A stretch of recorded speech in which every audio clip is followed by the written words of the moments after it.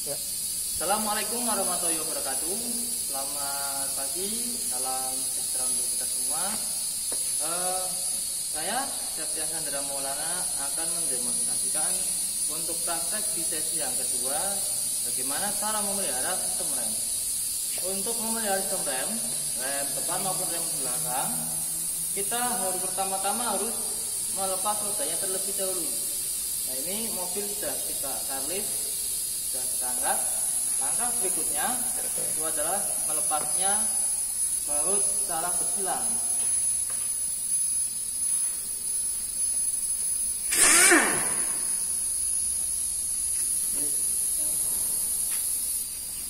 Gimana kapan bersilang?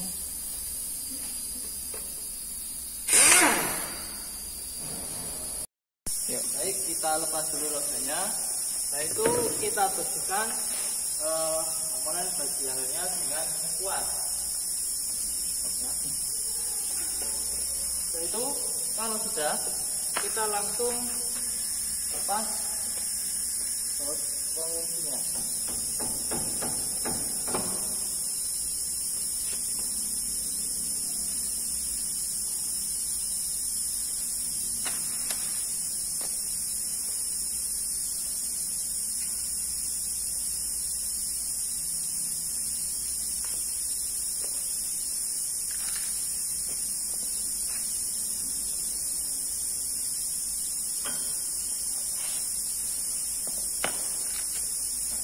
Lalu kalau sudah, kita ukur tebal pednya secara 3 tahap.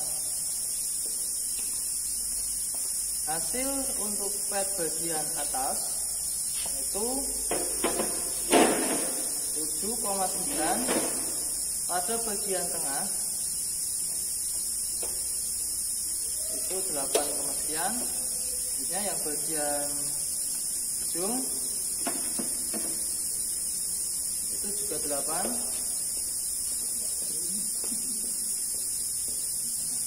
Ini maaf, untuk yang bagian atas itu 8,2. Nah, sedangkan untuk ped yang bagian luar, saya juga akan mengecek bagiannya. Bagian atas itu 8,3, bagian tengah itu 8,2, sedangkan untuk bagian bawahnya yaitu sama 8,2 dengan spesifikasi 9 pada sepakat. Jadi bisa saya simpulkan untuk pednya masih sangat layak digunakan karena hanya terisi sekitar 0, sekian mm. Ya. Nah, selanjutnya kita periksa brake-nya atau sakramnya. Itu menggunakan mikrometer. Pertama-tama kita kalibrasi dulu. Kalau sudah, langsung kita ukur ketebalannya. Ketebalan pada brake-nya sekitar 20,65 dengan maksimalnya adalah 21, jadi masih bisa dikatakan baik. Yang terakhir adalah keolengannya atau run out-nya menggunakan dial test indikator. Ya. Kita cari bagian yang pada magnetisnya itu bisa menempel atau di bagian yang cenderung besi atau logam.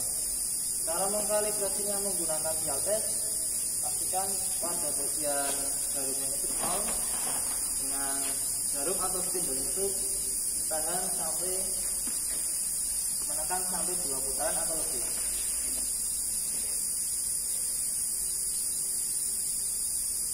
Kalau sudah, kita kalibrasi. Kita putar sedikitnya, kita cari keolengan yang paling tinggi. Untuk batas akhirnya atau batas maksimal pada keolengan distriknya itu adalah 0,04. Sedangkan untuk hasil pengukuran yang saya peroleh adalah 0,01. Jadi untuk kesimpulannya, distrik pada rem depan ini masih sangat bagus karena kolekannya hanya 0,01.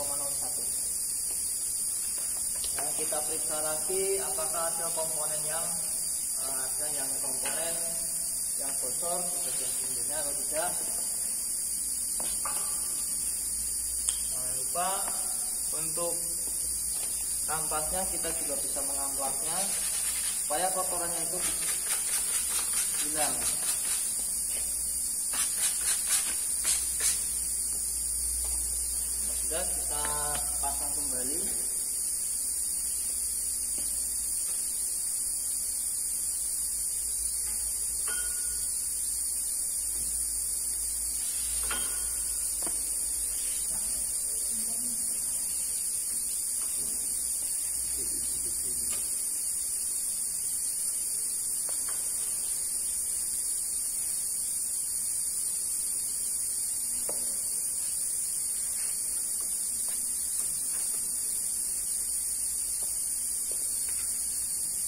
Jangan lupa untuk kawat penanganannya itu juga harus terpasang supaya kampas atau petnya itu tidak oleng.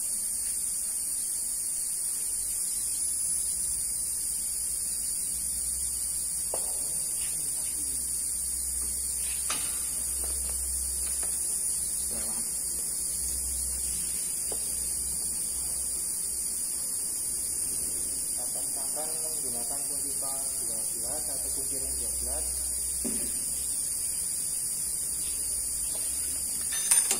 Nah, sudah kita tinggal memasang rodanya kembali. Baik, untuk roda bagian belakang ini juga kita akan periksa. Kita lepas dulu roda bagian belakang.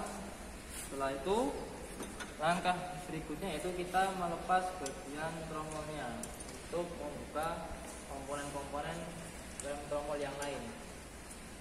Kita bantu menggunakan baut ukuran 12.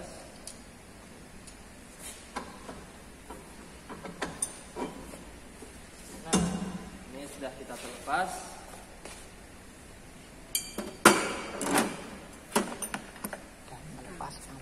Dan melepas kampasnya. Baik, untuk tromol itu kita ukur bagian diameter tromol. Diameter tromol kita dapatkan 179,30 dan spesifikasi 180 mm. Lalu untuk bagian sepatu remnya, satu kampas rem tromolnya pada bagian dalam di sisi luar yaitu sekitar 3,9, lalu bagian tengah 3,8, bagian ujung yang lain juga sama 3,9. Kampas yang bagian satunya ini juga sama 3,9. Ini 3,7.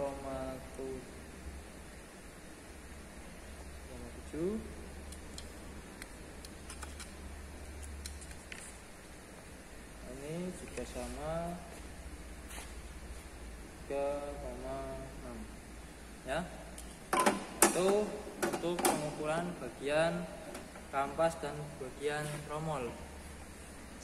Nah, setelah prosedur itu selesai, kita akan memasang kembali komponen ini ke tempatnya semula. Setelah kita memasang bagian sepatu remnya, tinggal kita bersihkan, lalu kita periksa ada kebocoran pada silinder rodanya apa tidak, ya, supaya kita mengantisipasi ada kebocoran pada silnya atau ada kebocoran yang lain. Kita bersihkan dulu. Lalu setelah itu kita pasang kembali bagian tromolnya. Untuk pemasangan bagian tromolnya itu sudah selesai, tinggal kita memasang roda saja. Setelah kita mengencangkan roda, kita periksa untuk fluida pada minyak rem. Nah, untuk fluida minyak rem seperti yang ada pada kondisi ini masih bagus, warnanya masih bagus, tidak keruh. Di batasnya itu juga ada di antara max dan min. Nah, ini minyak remnya itu ada di tulisan bawahnya tulisan max. Nah, kita juga periksa untuk sambungan dan saluran yang menuju ke bagian rem. Kita lihat ini masih kering, tidak ada yang basah. Itu tandanya minyak rem itu tidak ada yang bocor ataupun tidak ada yang keluar. Nah, selanjutnya kita periksa pada bagian booster di bagian dalam.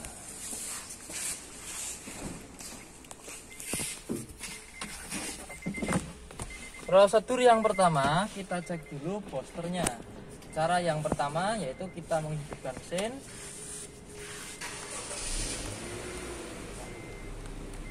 Lalu setelah kita menghidupkan mesin, kita langsung mematikan mesinnya.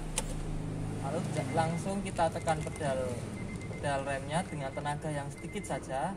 Cek apakah pedal rem itu turun atau tertarik apa tidak. Nah, di sini untuk pedal remnya itu sedikit tertarik, tandanya booster sudah mulai kehilangan kevakumannya. Nah, cara yang kedua untuk memeriksa booster yaitu kita pada posisi mesin itu mesinnya mati, kita tekan brake atau kita rem kuat tenaga, lalu kita hidupkan mesinnya. Kalau mesinnya hidup, kalau ada tegangan, pedal remnya itu tertarik, tandanya itu masih bagus. Tetapi kalau pedal remnya itu tidak merasakan apa-apa, berarti boosternya ada yang sobek atau ada yang bocor atau tidak ada kevakuman. Nah, di dalam mobil ini begitu mesin dihidupkan langsung terjadi kevakuman, remnya tertarik. Kalau sudah, kita periksa pedal remnya dengan cara mematikan mesin. Kita buang sisa-sisa kevakuman pada booster supaya kondisinya kembali normal. Kita ambil mistar, kita ukur dari dasar untuk mengetahui berapa ketinggiannya.